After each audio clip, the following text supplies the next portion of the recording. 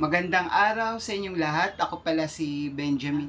Nagpapasalamat sa tulong financial at prayers na inyong pinagkaloob sa akin.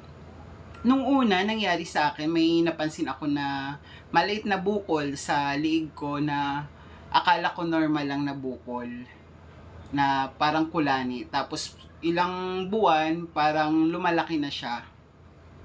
Na may time na nilalagnat na ako.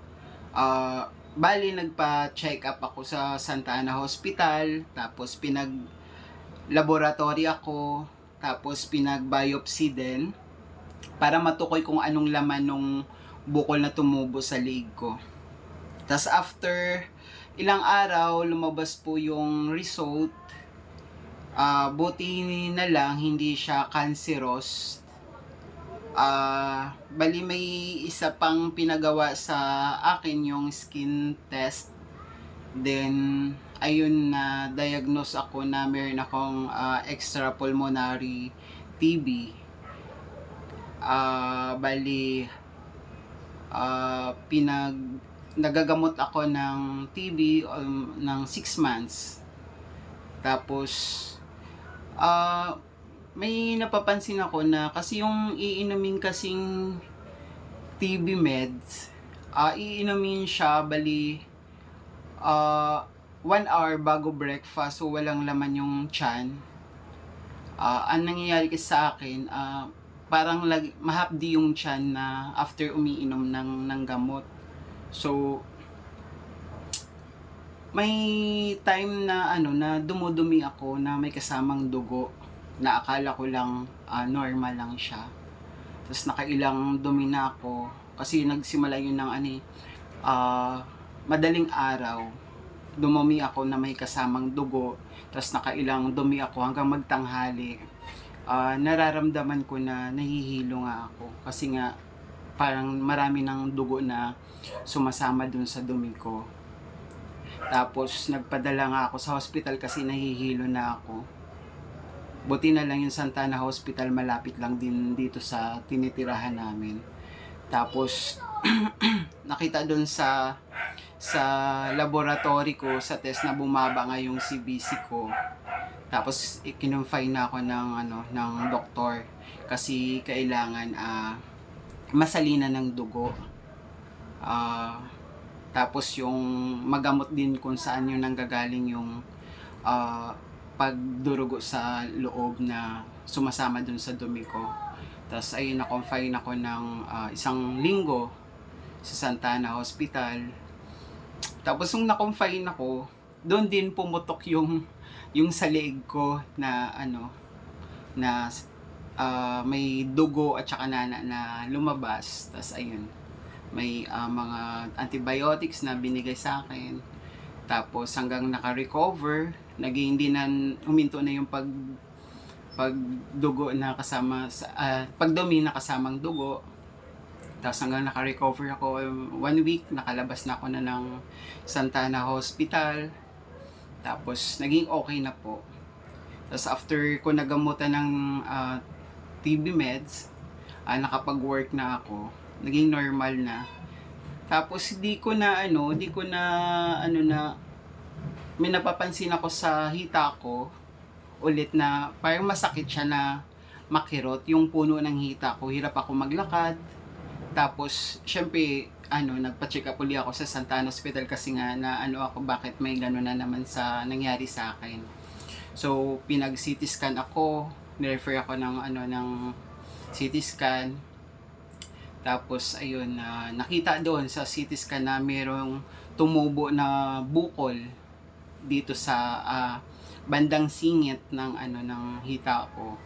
Tapos sabi doon sa result ng CT scan, meron siyang infection, abscess tawag nila doon na-diagnose ako na may abscess, tapos may infection siya, may parang may na meron doon sa sugat. Tapos kailangan operahan o kaya i-drain yung laman ng abscess na yon. Tapos inirefer ako ng doktor ko sa Jose Reyes Hospital kasi meron daw doon mga specialista na gano'n, na sila yung alam nila kung paano operahan ba or i-drain na lang ba siya. Tapos, na-confine ako sa Jose Reyes Hospital ng almost 2 weeks. Actually, parang 2 weeks nga po siya kasi gabi na kami nakalabas noon. Tapos, ang ginamot sa akin, bali, nag-antibiotics po ako ng halos 1 linggo. Tapos, ultrasound, chinecheck nila kung may improvement ba yung pinainom sa akin na antibiotics. Pero naman yung antibiotics, bali umimpis yung bukol na nawala din yung nabawasan yung mga nana na nandun sa sugat na tumubo dito sa sa hita ko. Yun nga yung abscess na sinasabi nila. Then dahil nag-react nga siya doon sa antibiotics, so pinagtuloy-tuloy yung antibiotics ko ng halos 1 linggo. Kasi paglabas ko ng hospital, pinagtuloy pa ako ng halos 2 weeks yung pag-antibiotics ko. Medyo may kamahalan nga yung antibiotics ko. Buti na lang, nadala siya sa antibiotics, so hindi na ako naoperahan. Hindi na rin na drain. Kasi tutusukin yun doon sa may mga parang mata ng sugat para parang i-drain yung laman na nana nga. Kaya nagpapasalamat din ako kay Lord talaga na hindi na natuloy yung operasyon kasi mahirap din yung naoperahan. Medyo matagal, kumbaga mag-stay sa hospital. So, ayun, bali nagpapasalamat po ako sa tumulong sa akin, sa mga prayers, then sa nagbigay ng financial para sa gamutan ko sa antibiotic na medyo pricey din yung antibiotic na niresita sa akin ng doktor. Nagpapasalamat ako kay Minds Tulips. Thank you po sa financial na pinagkaloob niyo sa akin. At sa mga sponsor na tumulong din po.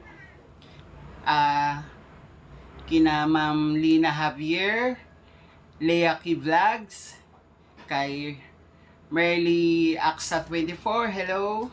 Kay Susan Collection, thank you. Kay Ceros HK, kay Just Jover Toys and Travel, kay Ma'am Rovi Vlog, Prevision HPV, Nights TV, Ate Nono TV, kay Nini Vlogs, kay Ondet Vlogger and Canada, thank you po. Kay Ma'am Tita Lens Vlog, kay Simply Norvin Variety, thank you po.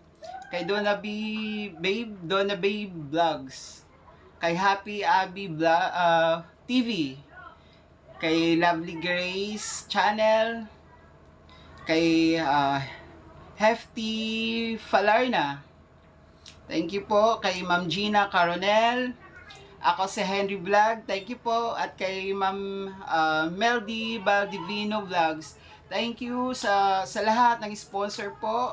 At kay Minds Tulips, thank you so much po sa binigay niyo sa aking financial para sa pambili po ng gamot. Thank you po. Maraming salamat po sa inyo and God bless po. Sana mas marami pa kayong matutulungan na mga nangangailangan talaga. Thank you and God bless po sa atin lahat. God bless po.